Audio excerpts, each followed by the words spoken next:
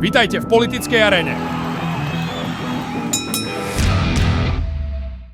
Richard Glück zo Smeru uverejnil video, v ktorom ostro reaguje na posledné vyjadrenia lídra opozície Michala Šimečku a spochybňuje jeho politickú zrelosť aj schopnosť viesť krajinu.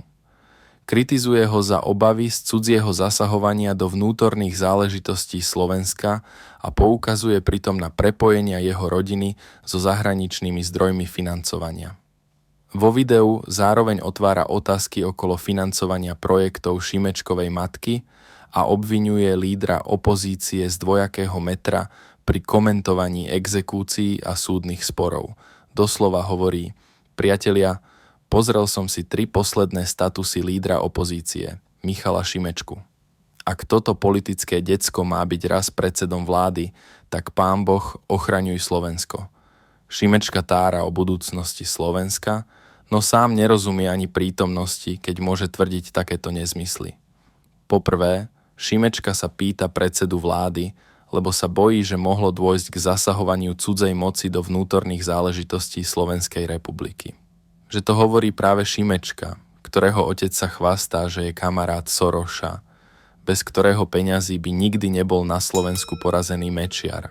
Sranda, že vám nevadí potvrdené a preukázané ovplyvňovanie zo zahraničia toxickým Sorošom, ale máte hysterický strach z vami vymysleného obvinenia bez jednej jedinej štipky dôkazov.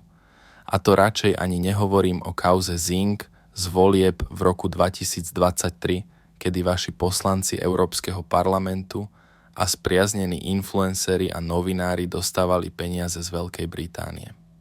Po druhé, Šimečka tvrdí, že jeho matka si nikdy nič z peňazí, ktoré od nej vymáha Európska únia, alebo z tých, ktoré si nechala vyfakturovať viackrát od rôznych slovenských inštitúcií, nevzala pre seba ani euro. Všetky tie peniaze išli na ten projekt. Ako potom vysvetlí pán Šimečka, že si jeho matka nechala vyfakturovať za preklady alebo za služby projektového manažéra sama sebe niekedy aj opakovane desiatky tisíc eur.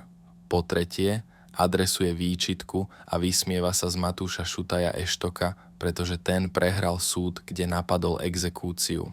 Pán Šimečka, chce to naozaj veľkú dávku drzosti alebo hlúposti komentovať niekoho exekúciu, keď vaša matka nevie vysvetliť, kde minula európske peniaze a preto ich od nej vymáha exekútor, a to vo výške takmer 160 000 eur.